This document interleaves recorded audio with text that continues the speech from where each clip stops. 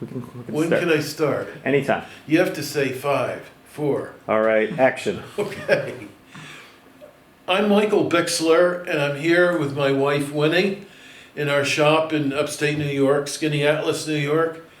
And we'd like to thank AFA members for so generously bestowing upon us the annual institutional award from AFA. Sorry I can't be in New York to accept this personally, but I hope you'll accept this little video from Rich Kegler in its place. I'll tell you a little bit about our journey and what we do and have done over the years. Our journey together with myself with Winnie started many years ago in the late 60s when we met at RIT in Rochester, New York. I was studying printing at the time with Alexander Lawson and a few other people, and became very, very interested in the work of certain small shops around the country, particularly the work of the Grabhorn brothers in San Francisco, and the work of Victor Hammer, of course, who cut his own typeface, and people in New York City, Edwin Rudge, Joe Blumenthal in the Spiral Press. And then I found very inspiring the work of Daniel Berkeley Updike in Boston.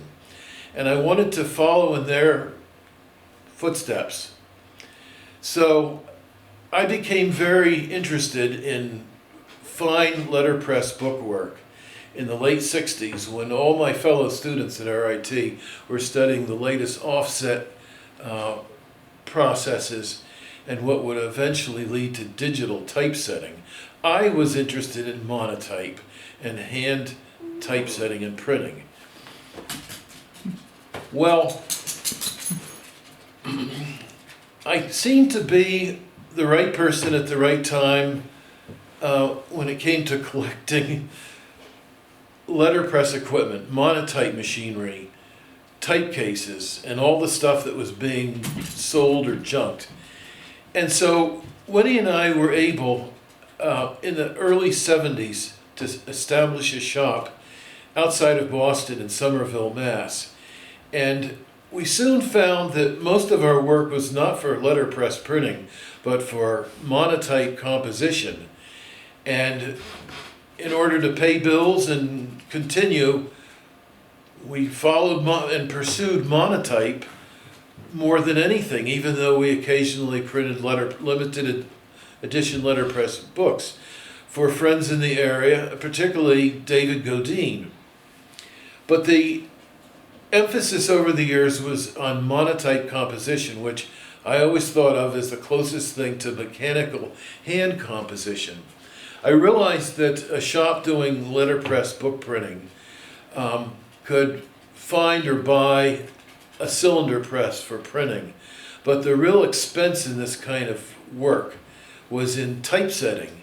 So all of our resources went not into buying a press or doing letterpress printing, so much as into monotype composition. And the very interest in monotype at that time was in the English monotype typefaces like Bembo, Bell, Centaur, Gill Sans. One of my favorites is a typeface called Dante. Others are Van Dyke, of course the traditional Garamond and Baskerville. And these were types that were not really available widespread in the United States, particularly among monotype shops. We acquired these typefaces and therefore we're able to occasionally get manuscripts from publishers in Boston and New York City to set the type and provide them, in that day and age, not with a metal but with reproduction proofs. So we started in the early 70s, in 1973, doing repros, reproduction proofs. And occasionally we would either print a book ourselves on our own cylinder press from the metal type, or we would pack and ship the metal to another letterpress printer. But from the beginning, the emphasis in the shop, the income, was not in printing so much as in monotype composition. And I discovered in time the two of us working together could really do some nice bookwork, typesetting, and sell repros and the metal. And it seemed to continue. And after 10 years, we seemed to be secure enough to think about buying our own building, our own property. What we really ultimately found was in upstate New York, very far from the Boston area, but also somewhat more, quite a bit more affordable. So by moving into a very rural area, Skaneateles is sort of a distant suburb of Syracuse, we were able to continue monotype composition and letterpress printing, where if we had stayed behind in Boston, we would have been killed by the cost of rent. Here we have our own building. So, in 10 years after starting the shop in 1983, we bought this building. I think Richard will show you some pictures of it. We bought it and moved here in 1983, 10 years after we started in Boston.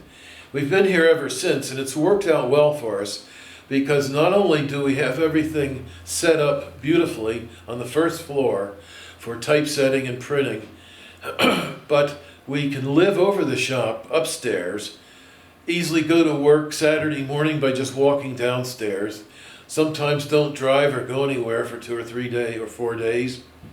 And we also have a portion of the building that we rent out to some art conservators. And that helps also very honestly and realistically with meeting monthly bills and obligations. So from 83 forward, we've been here. And we continued after the move from Boston to set books and provide monotype composition in the rare English typefaces. We continue this work and still do it, but the letterpress book printing, which was done largely for organizations such as the Limited Editions Club, were no longer able to sustain us alone. And we began providing type shipped by UPS to printers, letterpress printers all around the country and in Canada and as far away as Japan and Australia. People were looking for a certain typeface that other people didn't have or was not available, and eventually they tracked us down and we said, yes, we have it, we can do it, be glad to do it. So we've continued until this present day here doing basically monotype composition and providing metal type, and more recently fonts of type, 20 pounds at a time or so, ornaments and so forth, the kind of things that few other people still cast or provide today. But a growing market of young letterpress printers is seeking and wants to buy. So we're still doing that. And in the meantime, we have the opportunity and the chance to live a very nice, quiet lifestyle in a very remote and rural community, just on the northern shore of Skaneateles Lake, one of the Finger Lakes. What have I forgotten? Part of the pleasure of having the shop here was being asked to teach a letterpress course at Wells College many years ago. I taught there for 13 years. And the course consisted of an introduction to type, what type is, how to use a Vandercook, how to put a project together such as a broadside, not only what to do correctly and properly, but what not to do. Students would sometimes do things a little silly or outrageous, and I could say to them, you know, that's nice, but it's not going to fly. It's not traditional. It doesn't observe certain parameters of good taste. And anyway, it was fun working with many people, and I hope some of them anyway found it rewarding. But that was an extra little addition to our work here. The students would come here as a field trip, of course, during the semester. And they'd each have an opportunity on the machine we call a supercaster to cast their own ornaments and type that they might like and have take back to Wells and print on the Vandercooks at Wells. It seemed like a nice program, and we always enjoyed having the students come here and really see what a shop 75, 80 years ago might have looked like. I now today have to describe this place more as a working museum rather than a modern viable print shop. Although we do very little printing, it's mostly typesetting. And people who grew up in the last 30 years will come in here and they'll say, what in the dickens are you doing here? What is all this stuff? They don't really have that much of a history or idea of what metal typesetting was. And so we're happy to show people, as a working museum here, how things were once done on a grand scale and how it's all been, almost all been replaced by digital computer typesetting. What else? Well, I'd have to say that I think some of our greatest joys are working with people that want to do a book. And we have the opportunity to walk along their journey with that book, and we've done such a variety of books, and it's been wonderful. And to share with them what we know and to make them really finish their dream, because every book, I think, is a big journey and a dream. And we've tried very hard with young people to encourage them. Anybody that comes here is welcome to try to do a book if they want to. We love it, and we've done a tutorial with students at Wells coming here and showing them the typefaces, showing them how that type is used in a book. Why was that book made? Who brought that book about? What was the purpose? And I think that's very important now to see. And even though we represent a little bit of the classics here, I think that's important too. It's important to remember. But I really want to stimulate the young people. I think that's critical going forward, to give them the opportunity and the joy of working with their hands and really establishing a good thought, a creation that they can be proud of. And that piece, whatever they do, will be around a very long time. And that's important. I think that's terribly important. And we love having the students. And every summer we've been working with the Summer Institute at Wells. And having people come here, it's been an absolute joy. And we always hear from these people years later. And just the interaction, that sharing, that stimulus is so very important now. So for me, I just love doing the books, and I love getting people excited. I would like to say that one thing that is starting to bother me or worry me more and more as the future comes, and that is that a lot of young people, a whole generation of young printers today, really don't know or understand the history of all this stuff, this equipment, how and why it came to be used, the history of this and that. And I grew up with it. People always ask me if someone in our family, my family, was in the printing industry. No, my father was a dentist. I came upon this entirely by myself as an interest in working with my hands, having my own shop and business, and working with machinery and being able to produce things that I thought were really beautiful and interesting and fascinating. But I would like people to visit us. I would like the opportunity to explain the history and the past of all this technology. And that's one of the rewarding, very rewarding aspects of my classes at Wells, was being able to remind students, well, to explain to them why things are done the way they are. And there's a good reason for everything. And I always enjoyed questions, why this, why that? And as the years go by, there are fewer and fewer of us around who know how and where all this got started. My professor at RIT back in the 1960s, Alexander Lawson, started as a boy as a comp in a trade typesetting house.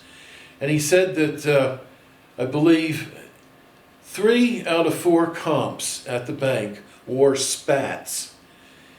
And I thought, wow, that's really going back far. But I have to say now, today in this day and age, what we're doing here is no different than how it was done 100 years ago. And I'd like to take the opportunity to welcome people to visit us. Anyone at AFA watching this video, I'm sorry I can't be there in person, but if you ever find yourself in Skaneateles someday, we live here, give us a call on the phone. We'd love to have you come by and visit. We really encourage visitors to come. Many of them are not really sure what's going on, they're not that interested, but some people come for 10 minutes and stay for 2 hours. So we're here and we're really happy to go beyond casting metal type and the trade of this sort of work to educating and showing people how things were once done and how beautiful some of the early books printed letterpress from metal on really nice paper can be inspiring and beautiful, nicely bound and so forth. We not only designed and set and printed books here for places like the Limited Editions Club, but Winnie also bound at least 1,000 copies of various titles for LEC. Beyond that, our only other big hobby or pleasure here has been in the raising of dogs. So Winnie's great pleasure has been, we have 7 Cairn Terriers. That's our family. Anyway, anything else I can add? I'd just like to go back to one thing, and that is, I think when a young person can come here and they have an idea of a book or something, they don't really know. They have some idea of what they want to do, and to have that tactile connection with not only figuring it out in their mind what they want to say, but touching everything and putting it together. It's that tactileness that gives greater meaning and joy and excitement. It really does. And I think I like that. And right, Mike? Yeah, I think I'll say in conclusion here that I hope some of you can visit us or send someone else to visit. We're really happy to explain, show and tell and all that stuff. Sorry we can't be in New York. I hope this little video with Richard Kegler will suffice. Richard is one of our best friends, and we thank him very, very much. If you have anything to drink at the table, raise a glass to Richard, as I would. Anyway, thank you, and we appreciate being so generously thought of with this award. Thank you. Fantastic. Yeah. Thank you.